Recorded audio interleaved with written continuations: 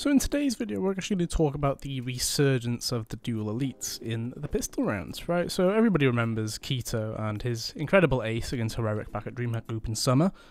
And during Pro League, in Group D in particular, we saw a lot more purchases of the dual elites come through. And now it's a case of now wondering, okay, why is this suddenly resurging now, rather than having a huge bolstered increase of use after Keto's ace in particular?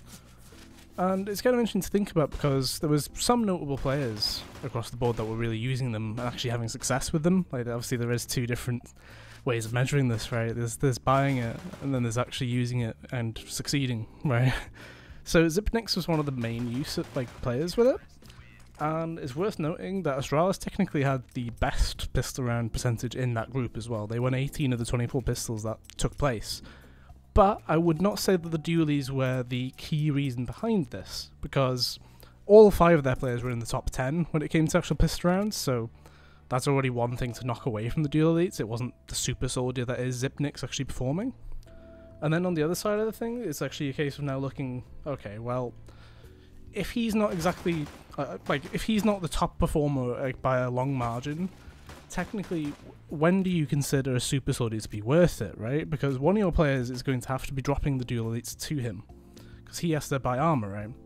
So then it's like, well, if he's not getting 2 kills, I feel like that's essentially making it not worth it, in my eyes, right? Because you're lowering the ability of one player just to increase the other. So in theory, that should be a trade-off of 2 kills for that one person, just because, you know, you're probably going to assume that the player with no armor will probably get no kills, like flat out.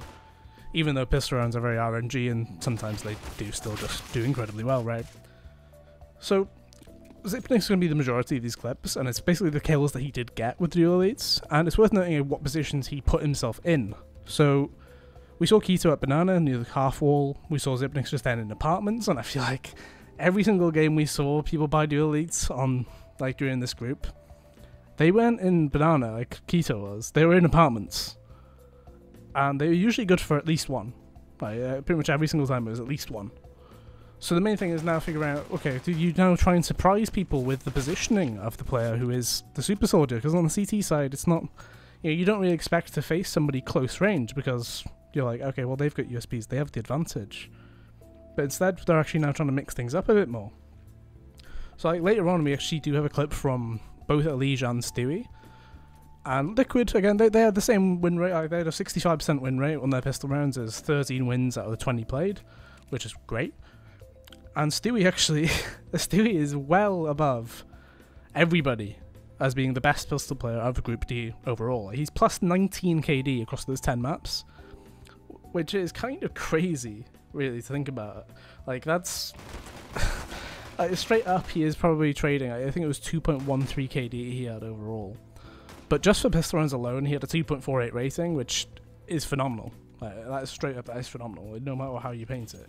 For example, Elige, who is 7th on that list, has 1.41 rating and plus 3. So there is a plus 16 difference between him and Stewie. And then Zipnix is up at 9th with plus 4 and then 1.27. So it's not like we can actually measure this too well. But I would be really interested in tracking and seeing how, or if we see even more teams start to utilise the Super Soldier on the CT side a lot more, or if we might see the meta change around again, right? Because, you know, we see the Ts, at least in the last year or so, we saw the Ts drop a P250 a lot more often. Obviously, the Zywoo ace comes to mind. And then even though we saw Simple get given a P250 quite often, it's just flat out, it's a great idea, right? It means we can challenge the CTs at distance. But people are essentially doing the inverse of that with this dual elite setup. And we're actually seeing 2 pairs of dual elites sometimes as well. And Liquid seems to be doing that quite often. So we're seeing here Stewie as well, towards like the scaffolding area. We see both players with dual elites. And even though Stewie will get 2, I don't think the other player actually gets any. But, you know, you're probably considering that these 2 should probably be the carries, I guess, right? If we're going to, like, compare it with, like, a MOBA or something, you'll usually have 2 carries, right? And they should be the carries because you're building them up. You've got 2 people playing support, essentially, by dropping them the guns. But it doesn't quite work out this way for them, but I'm interested to see how that goes about for them, though, like, in the future, if they carry on doing this sort of thing. Like, we saw it as well on Inferno with Elige and Grim, actually, in the apartments, and we see, yet again, This time Elige gets 2, and then the other player fails to get any. So, it was to see how this develops. I thought this was quite an interesting one, to see the resurgence of it coming through. I'm interested to see how it plays out.